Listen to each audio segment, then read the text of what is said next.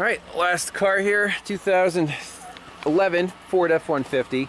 Check engine lights on, PCM is storing a P050451. EVAP system pressure sensor switch A circuit range performance. Let's diagnose that code. Alright, let's take a look at this fuel tank pressure voltage and PSI. So, okay. Graph. It's minus 0.23 PSI, minus 6 inches of water, 1.71 volts. So, if we open the gas cap and just basically vent this thing. It doesn't change. Now, is it capless? Yep. No, it's got that thing. Okay, did anything change? Nothing changed. It's basically, it's supposed to be 0.0 right now. Right. So it's a little off. Yep. So let's find this fuel tank pressure sensor. Is it on top of the tank or something? Yep. Or at least built in the line. Built in the line. Yep. So I want to check the voltage, like, see, minus 0.24, 1.69 volts. You know, is the EVAP purge pulling on it right now? We could check. You want this in or out? You can leave it in. So back to our data. Let's look at purge, or EVAP purge percent. There we go. Vent valve. And where's the purge duty cycle here? Okay, let's graph those. So vent valve duty cycle is 0. I want to find this purge line, take it off, and see if this tank PSI changes. Okay, so we unplugged the purge line. The purge solenoid is not leaking, it's not active right now, so there should be absolutely no pressure in the tank, should be atmosphere. And it's saying minus 0.25 PSI, or minus 6.9 inches of water. That's not correct. So if we can get to the wiring on this fuel tank pressure sensor, I want to check the ground, the feed, you know, if it's a 5-volt feed, and the actual voltage line, and see what, you know, what it says there. So we'll plug this back in. You can even shut the truck off.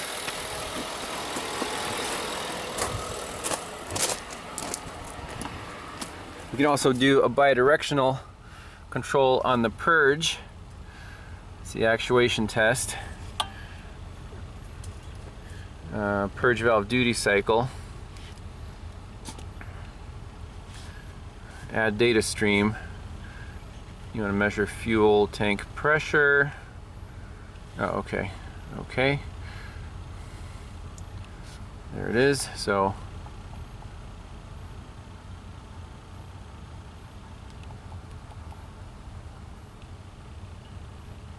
now take that thing out of the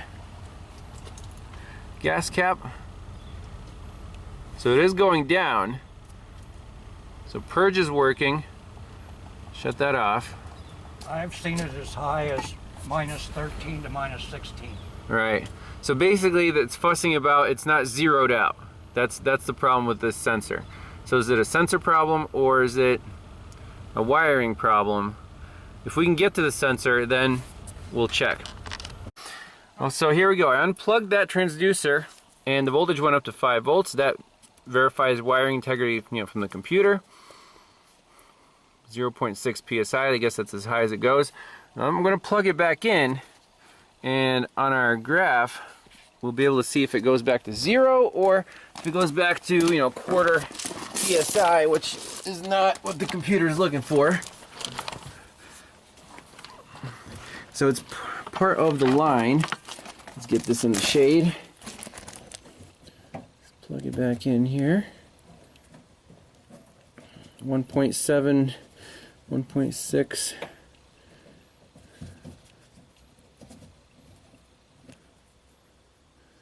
Yep, it's not zeroed out, so looks like a problem with the sensor, unless,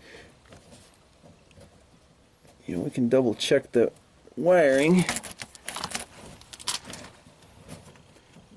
got to do the reach around move, push on the tab, and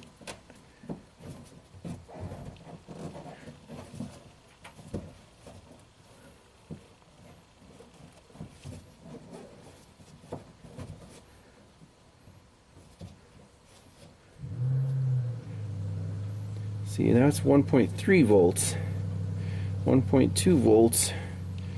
It's dropping. Why is the fuel? Put that little thing in the filler.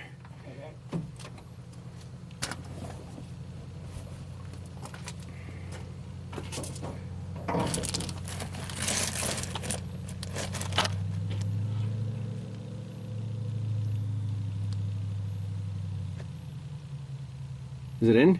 Yep. Really? Yep. Why is that pressure going down? Let me unplug that purge line. Okay. You know how to do that connector? Yeah, well, the line itself. You'll never figure this one out. Yep. Yeah, I had it all. More than once. That's where I ended up inducing the smoke to it. Oh, okay. Yeah, first time I did one of those, I'm like, how the heck do you get that undone? If one We're thing still that at minus 0.4 psi. How about that?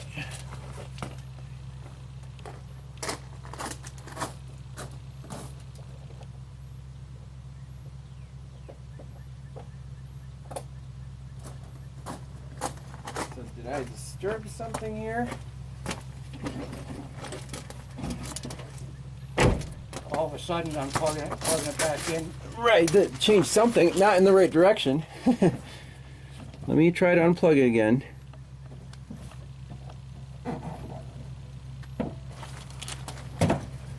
Okay, yep, back to 0.5. And we can actually get to the connector right here. So let me do a couple voltage checks just to be 100% on this diagnosis, and most likely needs a sensor. So quick wiring integrity check. We got the meter, we got a test light from battery positive, so if it finds a ground, it'll light up. So on the ground wire, the middle pin, if I touch my test light here, the meter goes up to 92 millivolts up from 22 millivolts. That's a good ground. So now let's go to the 5 volt. Now there's a reference and a signal. I don't know which one's which, but we can do both of them. So now test light's connected to ground, and if we touch it on this 5 volt, dim light, that is the 5 volt feed. And the other one should be the signal.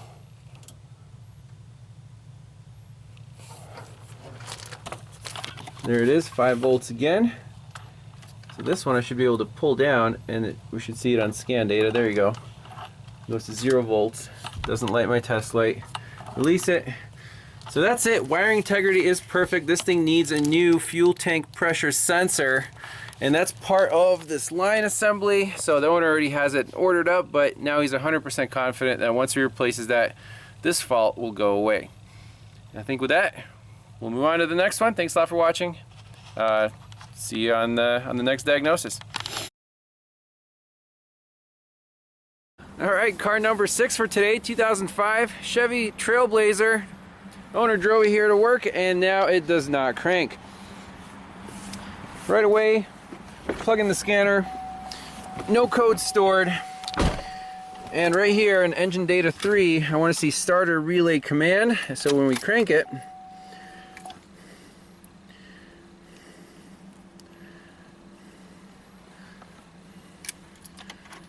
let me put the relay back in. All right, let's try that again.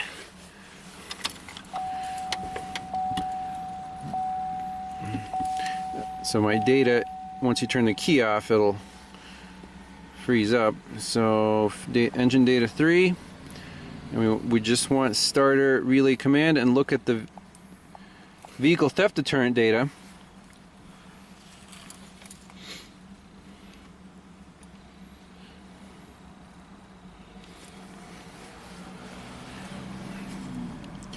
And the think tool takes a little while on a non-CAN vehicle to talk, but here we go. Starter relay command offs, and everything else says okay. Fuel is not disabled, so turn it to crank.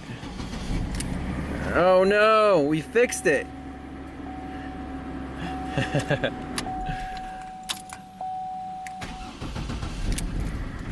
Alright, I'll let it warm up. So, unfortunately I fixed it while testing.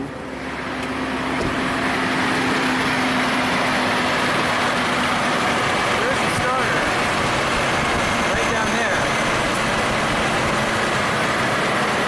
With my test light from battery ground, if you find the power, it'll light up. What I found was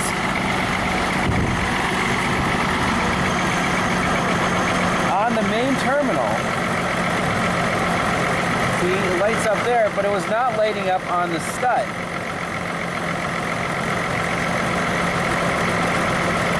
And now it made contact when I pushed on it, I guess, and now it works.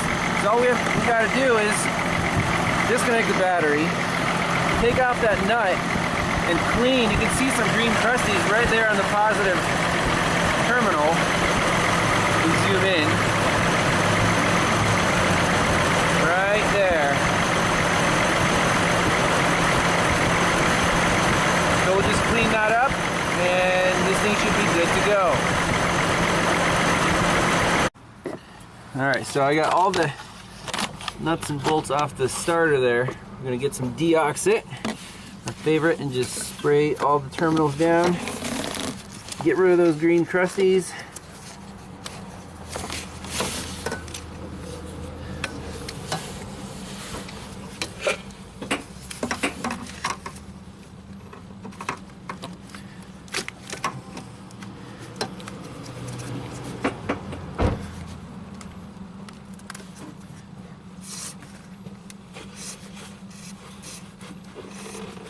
Good enough.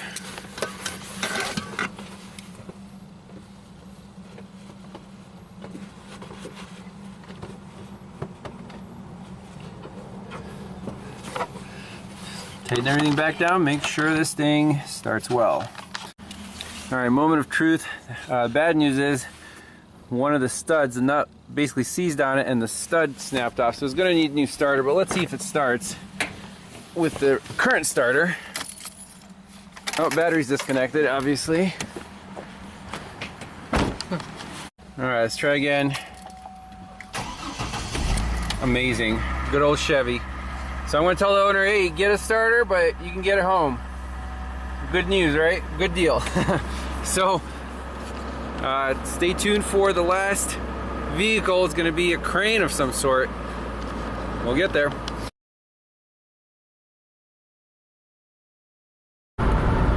Approaching Baltimore, all right. Finally made it to Baltimore, and here is the beast that we're here to diagnose. East Coast Crane Rental. Diesel engine, 24 volt system, 2 huge batteries. And customer complaint is it cranks but doesn't start from the cab, or what was it called, the SS, Paul? The superstructure. That's what SS stands for. So just from the symptoms and looking at these wiring diagrams, I spent about an hour last night doing some homework, tracing these wires out. So we have 3 sheets. This is engine and transmission. On sheet 2, that's the carrier. And sheet 1 is the superstructure. So let's start from the batteries, which are, let's see here. So 2 batteries right here, and then just follow the red. So there's some stuff that has constant battery power, and then when you turn the ignition switch. So engine control module. Customer said that he actually has a little scanner that hooks into here, and it was not communicating when you tried to start it from superstructure, the cab. When you start it from the ground, it's fine. So just from that information, I'm worried about this ignition source, the ignition power feed, to the engine computer. Because if it starts great from, from the ground, we know that everything is fine. The constant battery power, the grounds, not worried about it. There's just a difference between the ground and the the cab. So where does this ignition power feed come from? So right here we go to sheet 2. And sheet 2, right there, that's, you see that those two diodes pointing towards each other. That's the key. So this ignition switch is in the ground, on the ground in the carrier. So that works fine. When you flip the key to on, power goes down here. I'll use a pen. And through the circuit breaker to our engine computer. And it also powers up other stuff. So here, that works great. The problem is, when we're coming from the other side, from the superstructure, the SS, I'm assuming we don't have a good ignition feed to here to the engine computer. So where does that come from? Let's trace it out.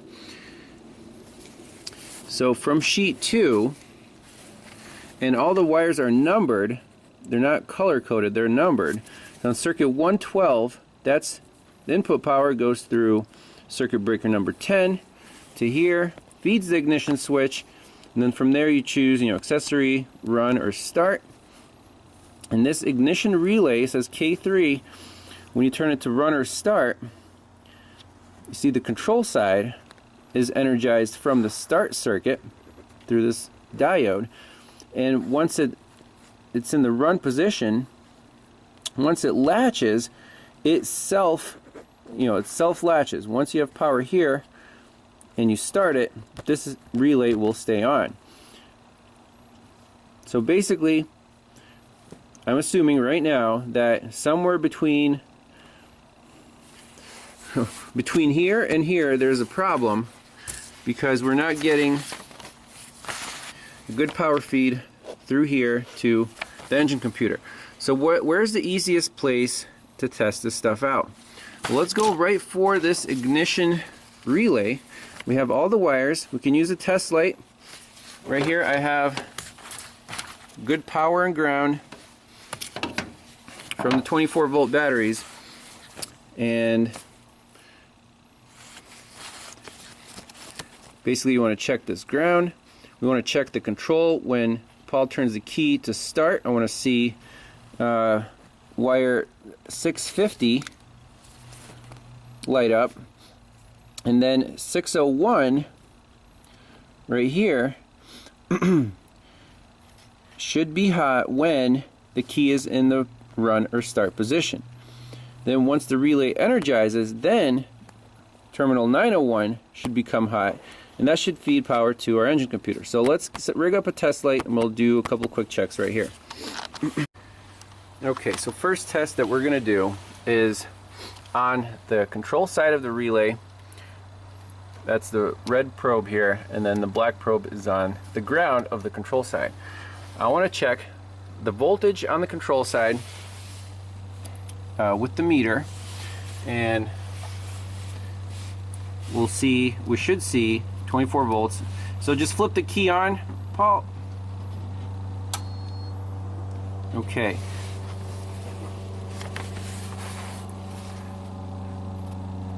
Okay, so basically with the key on, the relay should not click on, but we should have good power on 601. That's on the load side. So let me grab a couple more probes and we'll tie into the load side right here, 601, and the second terminal is 901. Alright, so turn the key on. So right now a key is on, and the relay is obviously not latched since we didn't try to crank it yet. With my test light connected to battery positive, and it'll be super bright because we're at 24 volts. If I touch the control feed simulating a crank, we can do this. You can see the relay stays latched, and we have 24 volts on this wire right here, which is the output of the relay to the engine computer. So that I'm assuming, you know, this should stay at 24 volts whenever we're cranking or running.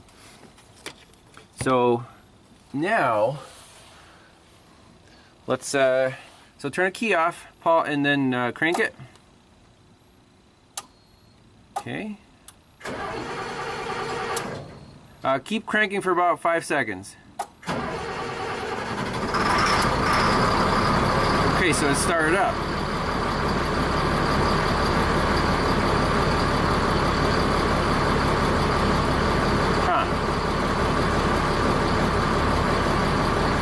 See, I thought the problem was going to be more noticeable. That didn't seem like that long of a crank time. So Paul tells me that the problem is worse after he runs it from the lower, like driving to a job site and then shutting it off, and it won't start from the cab or from the Super. So we'll warm it up, see if we recreate it. So at the engine, here's the engine computer. I want to go right for this circuit 343. It's on pin 70 on this side, which is the second connector over. And pin 70 is the very last bottom right pin. You can see here it's blank, so on the other connector, it's right there. And this is interesting. We have some kind of aftermarket relay installed. And that is the power feed to the computer. So before we touch anything, let's put the scope on here and see if there's a difference between cranking, you know, in the cab and cranking from the Super. So it looks like there's a power feed, there is, I don't know where that goes. So this goes to a ground, okay. That goes to a ground. And that, I guess, this must be circuit 343.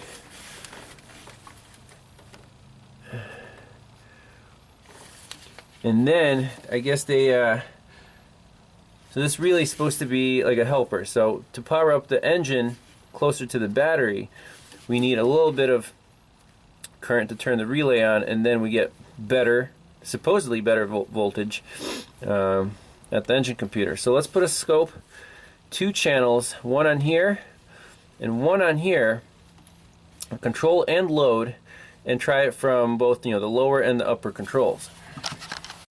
Alright, yep, so 2 channels hooked up. Channel 1 is on the control of the relay, the yellow wire coming in, and then channel 2 is on the load side, the wire going to our engine computer. So Paul's just gonna turn the key on first. Okay, relay came right on. We're at 20 volts, and crank it.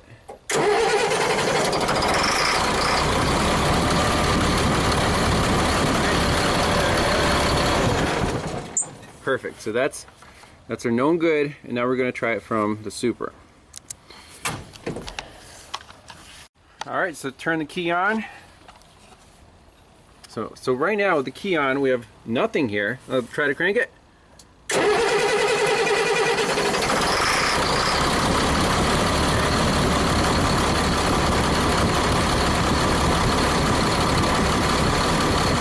it off. Key back on, and just bump the crank. Alright, just leave it there.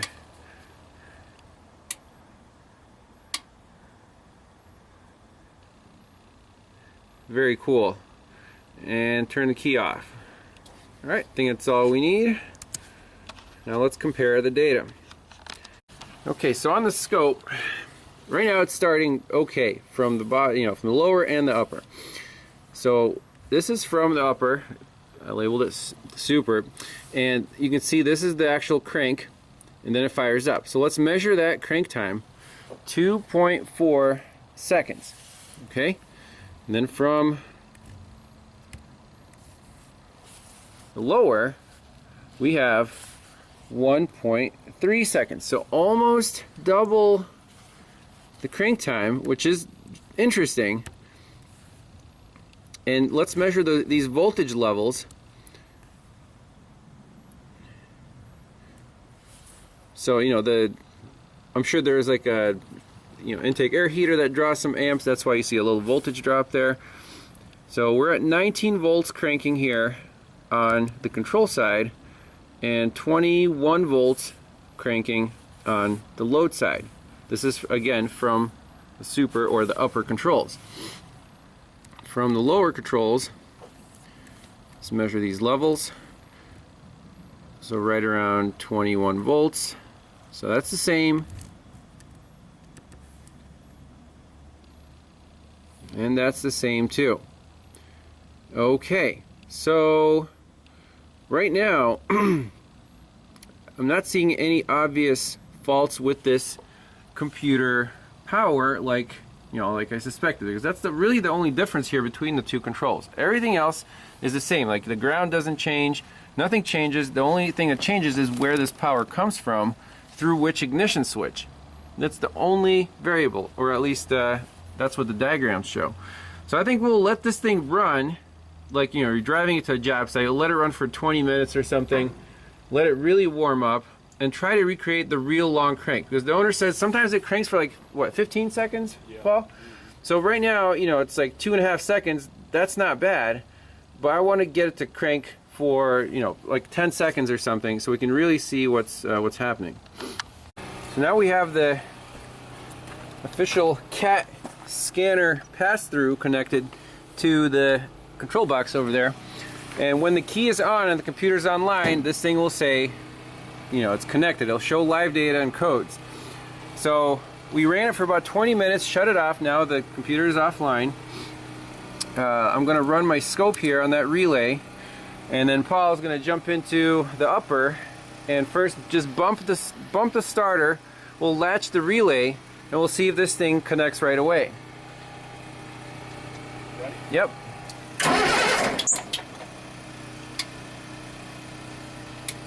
Okay, just a second.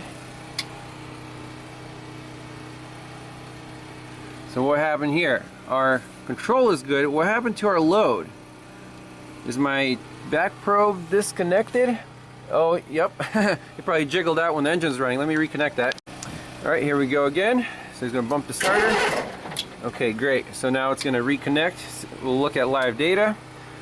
And so let's see, everything's good, right? RPM 0, fuel injection pressure, desired speed. Now Paul's gonna crank it and we're gonna see how long it takes to start. Go ahead.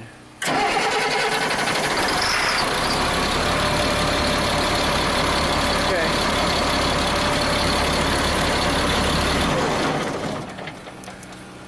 So that's still acceptable. Yeah, it's definitely acceptable.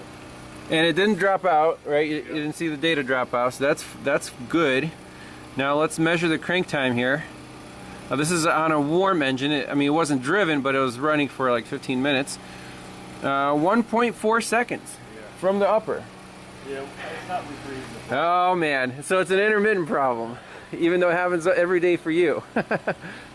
All right, well I'm gonna record this. We'll let it run maybe longer. We'll let it sit here, I'll go have dinner, whatever, let it run an hour, doesn't matter.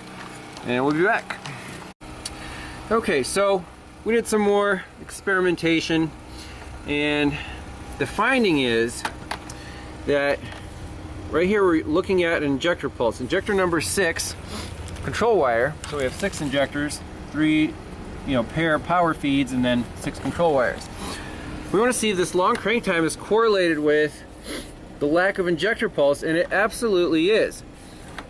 So if we do if we don't let that ECM warm up at all, we just go boom, crank, doesn't matter if it's from the lower or the upper, we get this long crank time, and then the injector pulse kicks in and away you go.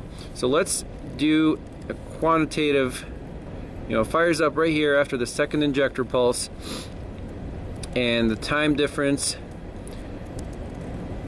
the crank time here is like 1.5 seconds, which isn't terrible. So let's measure from the start of the crank to the second injector pulse. second pair of injector pulses, like 1.7 seconds. Okay, let's go to the next page where we left the relay on for a few seconds and check out how fast this thing cranked up. So let's zoom in on here and measure the time gap between start of the crank and the second pair of injector pulses. About 1 second. So significant difference. And what is that due to? Why would the computer, if you don't let it warm up, why would it take a few seconds to crank and then start firing the injectors? Well, this kind of reminds me of the case study with the Nissan ECM, you know, cold crank no start, you let the key on for, I don't know, a minute, 2 minutes, the ECM warms up internally, circuitry, and then it can fire the injectors and the ignition coils. So I think the similar thing is happening here, but it's not as extreme. Here it's like you leave the key on for literally 2 seconds and then away you go. So I think that's the issue, but the owner still wants to check there's 2 cam sensors. That's the only thing that synchronizes these injectors. So we got the scope hooked up, 4 channels, and we're gonna do a quick crank and then a long crank and see if the cam sensors, you know, do anything weird or funky. But that'll be the last experiment. Otherwise, the solution is, from the upper, is to bump the starter, let that relay latch, power up the computer for a couple seconds, and then it should fire right up. So let's do that last experiment. Okay, so here are the cam signals for a long crank. So this is, you know, not letting the computer warm up, and then how many revolutions does it take for the computer to sync up and start firing these injectors. So you can see there's a little sync notch right there, there's a little sync notch right there. The amplitudes, they're a little low when you're cranking, but they are supposed to ohm out differently. You can see the bias voltages are a little different. So this is, guessing, normal, but without having a brand new engine, we couldn't really say 100%. Once the engine spins up and fires up, then, you know, the amplitude increases a little bit, so that must be okay. So the last thing we can do is the same experiment, and we actually did that. So this is quick crank without letting the computer warm up. You can see, what was the time gap from here to second injector pulse, 1.7 seconds. This is with the relay warming up. Measure the time gap. So same amplitudes, nothing, you know, the cam sensors have not changed. They are not affected by warming the engine computer relay up for any period of time. But you can see that engine fired up right there, and it took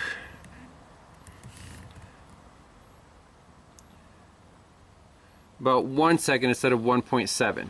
So almost 1 second difference letting that relay warm up a little bit. No issues with the cam signals. So it's definitely a computer issue, and the owner says it used to fire up instantly. Now it takes, you know, a second or 2 seconds or longer if the relay is not powered up. So yes, the engine computer looks like it's not as peppy as it used to be, but I wouldn't say it's an urgent issue, but just keep that in the back of your mind.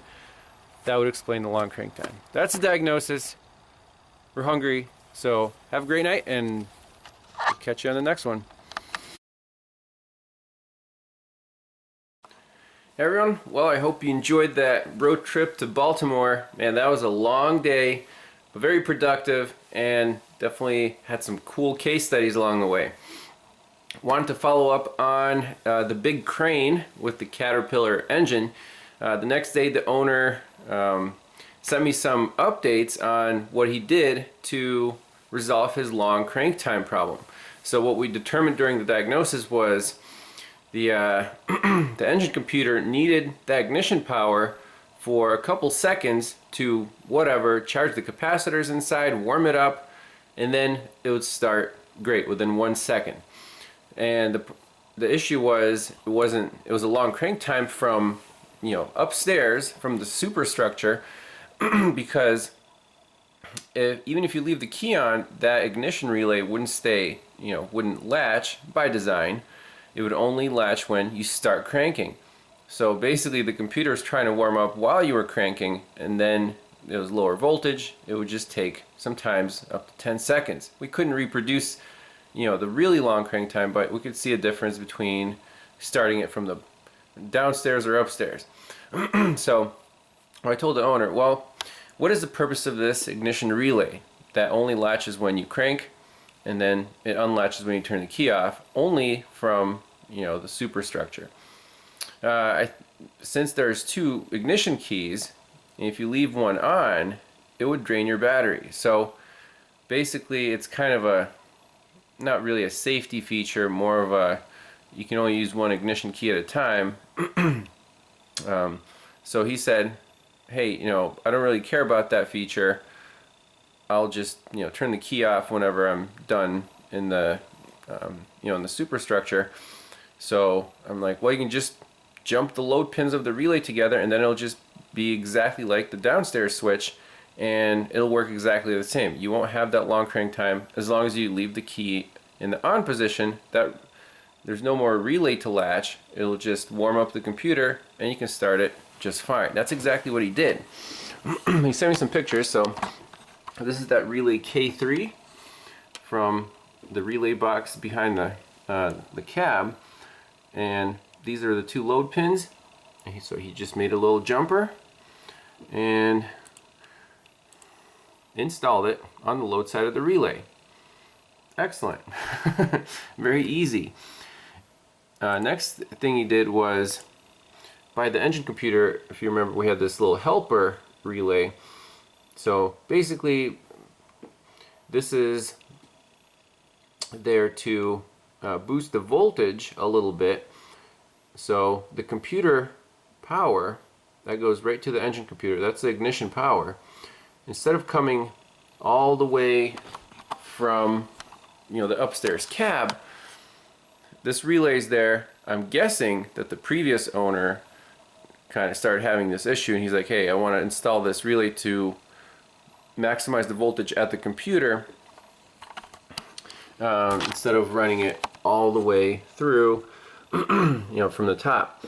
So when the relay clicks, it sends voltage, you know, the battery's right here, it goes through the relay to the computer, very short path, instead of going through the ignition switch, through that latch relay, all the way down the conduit, and then to the computer. So Paul's like, hey, we don't really need this. We only saw like 1 volt difference between the 2, so he eliminated that too. Went back to stock. So he just spliced that wire directly to the computer like it was originally. And finally he sent me a video after the modifications were done. Let's watch that. Alright. In the upper, turn the key on. 1, 2, 3, 4, 5. And we start it. Instant start. Beautiful.